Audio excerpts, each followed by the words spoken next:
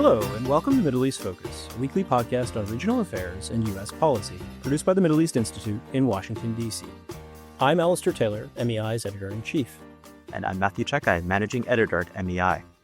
After flexing its military muscles by attacking Iran's nuclear program last month, the U.S. is refocusing on diplomacy in the Middle East. The Trump administration is pursuing diplomatic processes with Israel and Hamas, Iran, Lebanon, and Syria. But though happening in parallel, these initiatives are all, to one degree or another, interconnected. And hanging over everything are President Trump's ambitions to expand a signature regional project of his first term, the Abraham Accords. To discuss these U.S. diplomatic initiatives in the Middle East and how they fit into the administration's broader regionalist strategy, we've invited onto the program MEI Distinguished Diplomatic Fellow Mara Rudman. Mara has served in a variety of senior positions in the Clinton and Obama administrations, including as Deputy Envoy for Middle East Peace, and she is presently a professor of practice at the Miller Center at University of Virginia, where she runs the Ripples of Hope project. Our listeners can subscribe to Middle East Focus on Spotify, Apple Podcasts, and other podcast providers. And please do check out MEI's other podcasts as well, Rethinking Democracy, hosted by Ganul Toll, and Taking the Edge Off the Middle East with Brian Katulis. Mara, welcome to Middle East Focus. It's great to have you on the program. Thanks. Great to be here with you guys. Let's dive right in. The Trump administration is nearing the 6-month mark in office later this July. What do you see as its broader strategy for U.S. Middle East policy? Thanks, Alistair. I think the first question is whether it has a broader strategy before I describe what I see. And I'm not sure about that because President Trump, I think in the very nature of his being, is transactional. And I think that may work to some extent for some folks in the region. So I think he sees a series of deals that will brand him as the guy who got stuff done there when others couldn't. And I think that's about as far as I could go in terms of my sense from the outside of a strategy from him. When it comes to its diplomatic tactics, do you see any through lines with previous administrations? Sure, though I appreciate that he takes a great deal of credit for the Abraham Accords.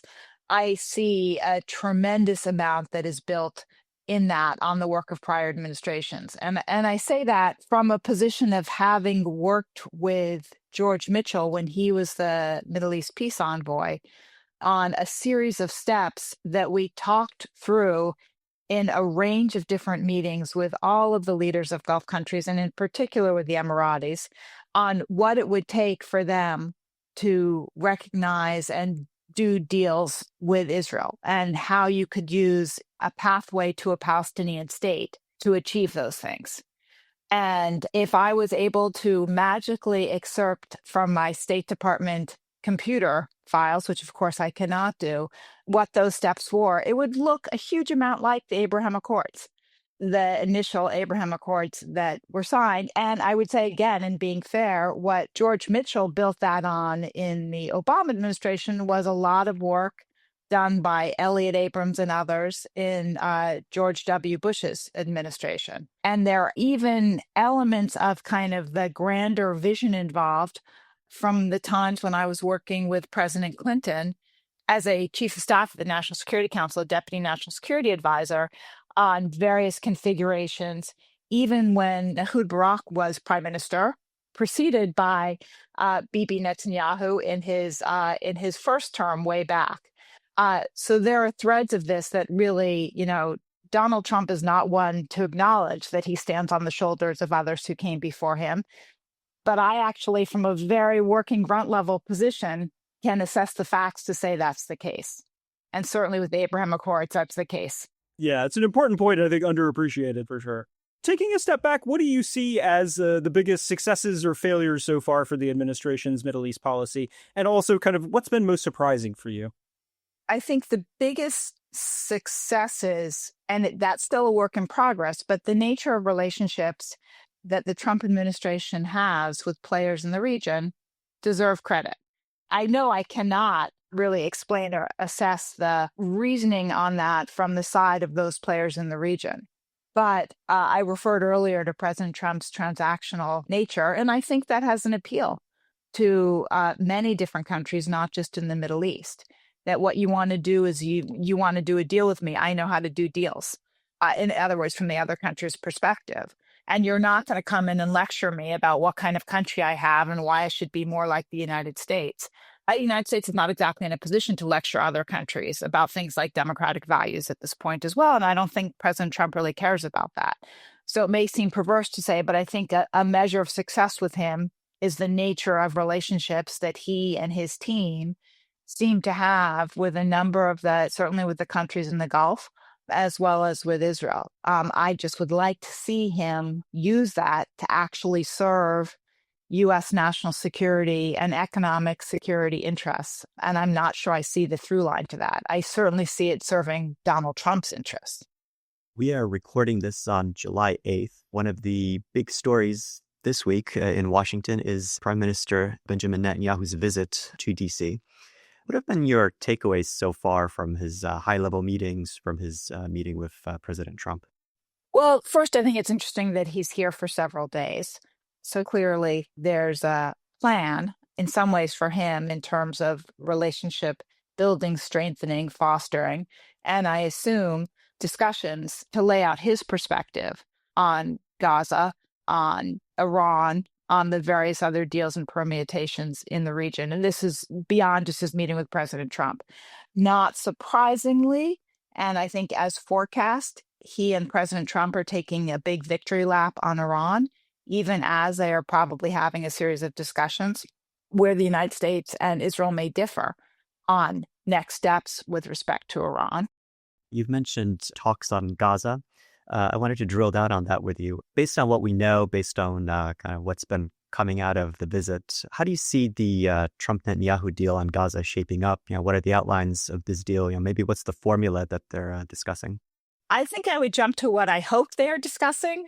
We'll put aside how much degree of confidence I have that that is a discussion. What I hope they're discussing, and President Trump has certainly spoken of the need for a permanent ceasefire for an end to the conflict. That necessarily requires having a day after plan. And ultimately, also, if President Trump is serious about further expanding the Abraham Accords, in including not only Syria, which he has talked about, but kind of the crown jewel for Israel would be to have the Saudis be part of the Abraham Accords. And by any and all indications, the conflict of the past year plus, since October 7th, 2023, has really entrenched the Saudi need to see a pathway to a Palestinian state. And I think that's also true for other Gulf countries as part of the day after plan. And that is what Netanyahu has resisted. We also know that Hamas may well, and again, hard to see exactly how this is going to play out in terms of getting another temporary truce, another 60-day effort. But I have to say, it gets harder and harder to see the temporary as sufficient. And the reason I say that is very much focused on the Israeli hostages that are being held, as well as the great damage to the many innocent Palestinians on the ground. But for the Israeli hostages, when, reportedly there are 20 or so still alive, and the idea that only 10 might come out, it's always excruciating. It gets even more so and more difficult for Netanyahu politically at home. So I hope that they are discussing not just the terms of a 60-day, but a 60-day as the route to a permanent ceasefire. And to be able to get to that, to be able to get to a permanent end of conflict, they need to have a day after plan. And that's not, I would not say that's the same thing as Hamas continuing to have any vestige of control. I think arguably, and Netanyahu's top defense official has said, Hamas is not essentially, does not have any significant degree of control now. And so Netanyahu's had a series of his senior military people saying it's time to make a deal, essentially. It's time to get to a permanent end of conflict and bring all the hostages home. And we can keep Hamas under control. Hamas should not govern in Gaza, of course, but to be able to have an alternative to Hamas that's not the Israeli military, and the Israeli polity doesn't support that, you need to have a day after plan, and you need to have started work. You should have started working on that months and months ago. So I certainly hope that is some of what they are discussing. You've brought up this issue of Israeli-Arab normalization as part of this broader plan to settle the Gaza, the broader Palestinian issue. Do you see a role for regional partners in these talks? Should they be more involved? And if so, how? So absolutely, there's a role for regional partners. And I had talked earlier about standing on the shoulders of prior administrations. This is the negative context of that. I think too many prior administrations, starting frankly, maybe starting before, but certainly I witnessed it even in President Clinton's administration, were too late and too little in bringing in regional partners into the discussions. And that to have a sustainable deal, a sustainable arrangement between Israelis and Palestinians, you need to have regional partners. We all need to have the regional partners as both part of the conversation and part of the plan going forward, and certainly part of the resources to be able to support it.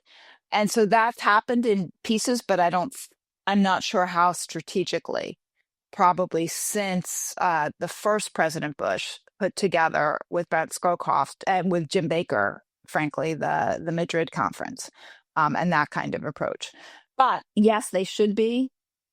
To some extent, I think they probably are in the ways that President Trump deals transactionally country by country. So I think they're in those conversations now. I think they're very good about not taking direct credit or necessarily directly acknowledging the extent of their participation.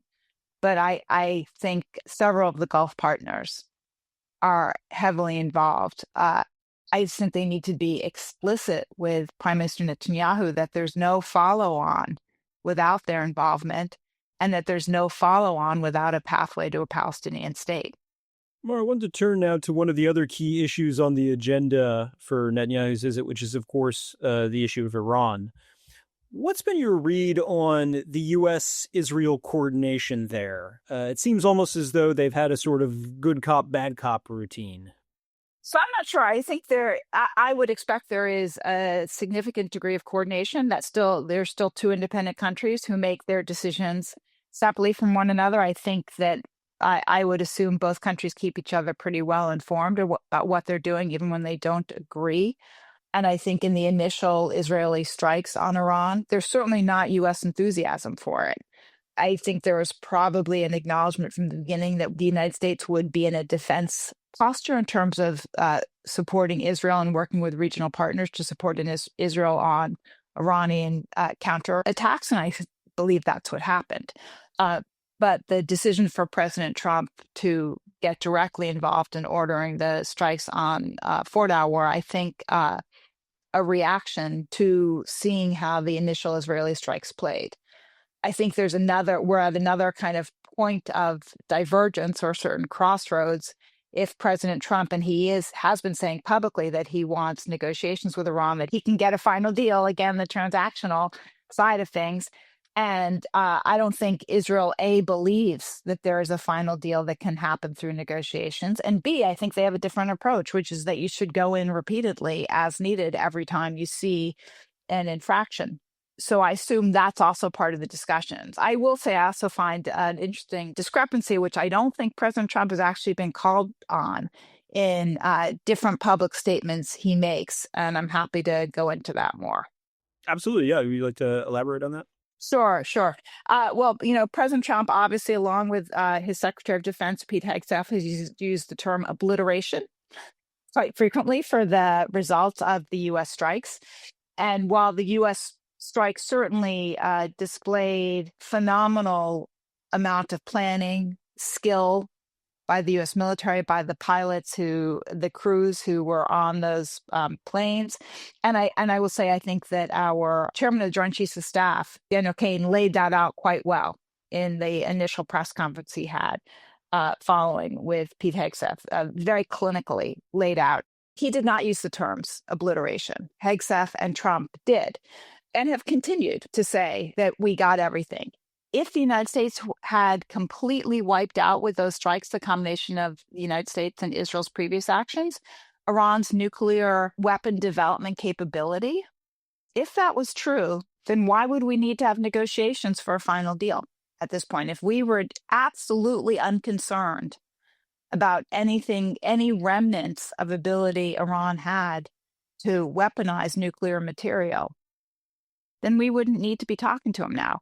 And I'm kind of surprised that no one has asked President Trump, at least to my knowledge, those kinds of questions pointing out the discrepancy. I think the idea of keeping a path open to negotiations with Iran is very, very important. But I also would acknowledge that I think it's highly unlikely. I tend to be more of the Department of Defense assessments that we, delayed for some months, even a year or two, their capabilities, but that we didn't obliterate them. On the negotiations piece, what is your kind of broader assessment of the prospects for a U.S.-Iran deal at this point? My assessment is hard to say. It's not very satisfactory. I think it's almost always worth probing and pursuing talks and discussions when you have the possibility to do that, and getting or maintaining openings to the country. I think there needs to be a trust but verify, with a heavy emphasis on verify. And thus far, the Iranians' ways of reacting or dealing with the International Atomic Energy Agency are not promising on the ability to verify side. And we in the United States and Israel may have intel capabilities, but you need the IAEA in there as well. And I think we want to be doing everything we can to encourage and incentivize Iran to take a path to negotiations and allows verification of their halting nuclear enrichment capability, weapons level nuclear enrichment capability, and accessing the missiles to deliver them.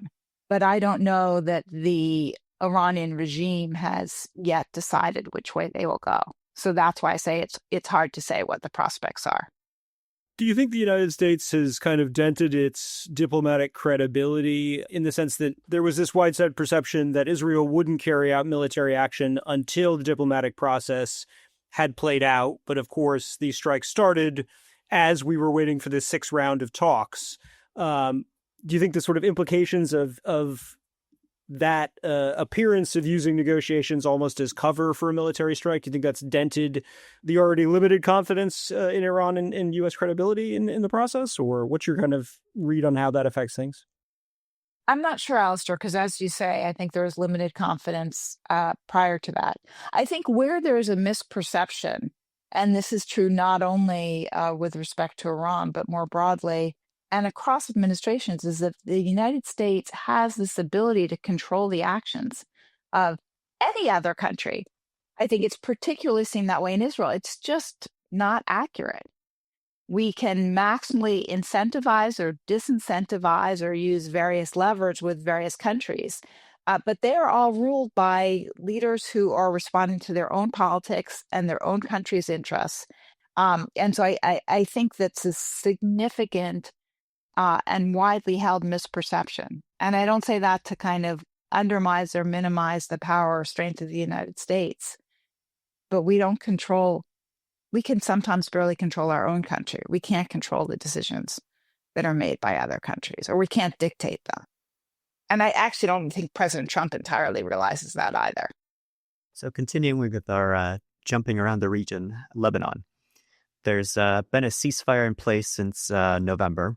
It hasn't been a full ceasefire. It's been broken by both sides, many times. However, in recent weeks, U.S. Ambassador Tom Barak put forward a new plan for Lebanon. What's in it? Why did he feel the need, or why did the U.S. feel the need to put forward a new plan on Lebanon? And what are your major takeaways from his proposal? Well, I would say first, I think Tom Barak, from what I know from the outside distance, is a savvy negotiator and a savvy facilitator. I would say more so than Steve Witkoff, actually. So I would suspect that him putting forward a new or revised plan is because he saw that as necessary to incentivize in whatever ways the key players. I would take that as having some value, I guess, the fact that he had done that. And I think there is a certain, again, from where we sit, a wait and see in terms of how it plays out. It's very challenging to navigate Lebanese politics. I think there's an interest in the United States of supporting the first government that doesn't have Hezbollah, having kind of a sort of Damocles in some ways in terms of power over the government, and figuring out what you can do to make that the case. At the same time, you don't have a Lebanese military that has years of experience in keeping Hezbollah from wielding a lot of control. And I think that's some of the tension in what's happening in terms of Israeli actions in southern Lebanon. On this question of Hezbollah, he recently came out and said that he would be open to the idea of Hezbollah joining a future Lebanon government. The implication being as long as Hezbollah disarms and discards its militancy side of things. I guess in some ways it's sort of an IRA plan for Lebanon in some sense. For that to be possible or feasible, what steps need to be taken? How can the U.S. help support that process? Well, in a lot of ways, that is Hezbollah no longer being Hezbollah, right? It's reason for existing. And so I take your point on the IRA, but I think it's more, I mean, my understanding, and I'm not an expert by far on the Northern Ireland dynamics, other than having worked with George Mitchell and heard him describe it multiple times and worked a little bit with Tony Blair as well, and hearing him on it. But my understanding is that Sinn Féin is what kind of dramatically shifted and had the flexibility in some senses as a political arm to change their mantra, their way of being. So I think Hezbollah would really need to transform entirely, and not clear to me how that happens. But my hope would be if it was put out there, it's put out there as an incentive, and he has some idea that that there are players inside willing to lead that transformation. I will say there's an interesting parallel, like with Hamas, none of the guys inside fighting, none of the guys on the ground. I really believe the whole Yahya Sinwar onward are more convinced that their ultimate success is through martyrdom and through how the world perceives what has happened in Gaza and kind of lining up the world against Israel. That's more important to them than working out any kind of negotiated outcome with Israel. I think the Hamas guys outside in Doha and other places have long had more of a view of finding ways through and of transforming, or at least looking like they're transforming at different points. And there's that tension.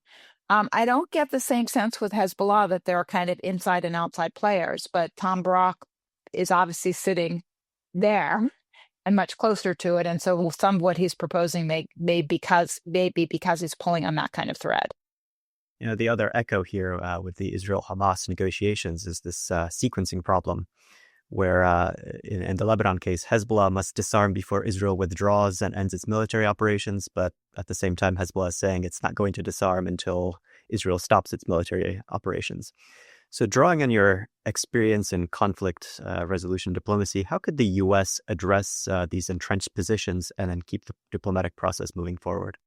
What's tough on this one is Hezbollah disarming. They are not a government entity. Israel is. The government of Lebanon would like them to disarm, needs them to disarm. So we're in a little different context. I hear you on negotiations, but there is no basis with Hezbollah for a trust factor, right? And so what kind of is being suggested here is that Israel should stop taking action before Hezbollah disarms. And then Israel's left with no real you've no sense of Hezbollah would ever disarm, and they would have effectively stopped the Israeli actions against them. So I think that, again, this goes back to what Barak may be suggesting, Tom Barak, that he's got some route to kind of transform Hezbollah from outside in, and that would, in a sense, get them to start disarming. And so I think you have those conversations with Hezbollah players, with government of Lebanon players. And some of that is probably telling them that Israel's not going to stop until they start making signs that they are moving towards disarmament. And then maybe you have some room to get the Israeli side to pause for a period of time. And you may not announce it publicly. But if each side can see the other starting to take steps towards what they are promising while holding in reserve, certainly on the Israel side, what they're still capable of doing, that may be a pathway through, and that may well be a pathway that he's trying to pursue. The administration seems to be taking a sort of regional approach to the Levant. Ambassador Barak has a lot on his plate. In addition to Lebanon, he's also dealing with Syria. He's, of course, the ambassador to Turkey. Do you think an integrated regional approach like that helps to unlock thorny interconnected issues, or is it just kind of more of a reflection of the personalization of diplomacy under Trump? So I think everything Trump does is personal and transactional. But I also think, as we were talking about earlier, that all of these regional issues are connected and interconnected, and it's not a bad thing to see them that way. I think what is unfortunate is that the career structure inside the State Department and inside the Defense Department is not being utilized to its full ability to support this kind of effort. Both of our government agencies are set up with a regional approach and with expertise in those regions, in countries and in regions. And too often the United States comes in, and again, this is across administrations, without a full appreciation for the history and the politics and the dynamics in the given countries that we're trying to affect or influence. And we have rich knowledge of that in our career civil servants, in our career foreign service, in our military. And that is often not fully exploited, and certainly, I think, is being ignored or dismissed, or worse, by this administration. On Syria specifically, there's been a lot of speculation lately about Israel-Syria negotiations, where they might lead. What do you see as the prospects for, I guess, more minimally a security deal, or perhaps more maximally a broader negotiation around normalization of relations? So where I will give President Trump credit is that in his both transactional, what's in it for me being Donald Trump, not the United States necessarily, approach to things, he also is convention is a word he hates, right? And so he is willing to do things very differently, and in ways that many before him would not have risked. He was willing to take risks that others would not be. So his meeting with the Syrian leader, his meeting in Saudi, his very quick decision to lift sanctions, though it was clearly under consideration by the Biden team, and they had consciously said they were passing it over to the Trump team. So I can maybe hope that they looked at some stuff, looked at some of what was left for them before they made the decision. But still, I give him points for willingness to kind of just go forward.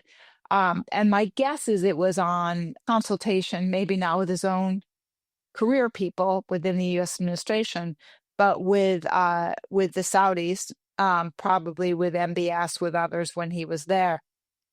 And his decision to go ahead, I think, does free up some opportunity.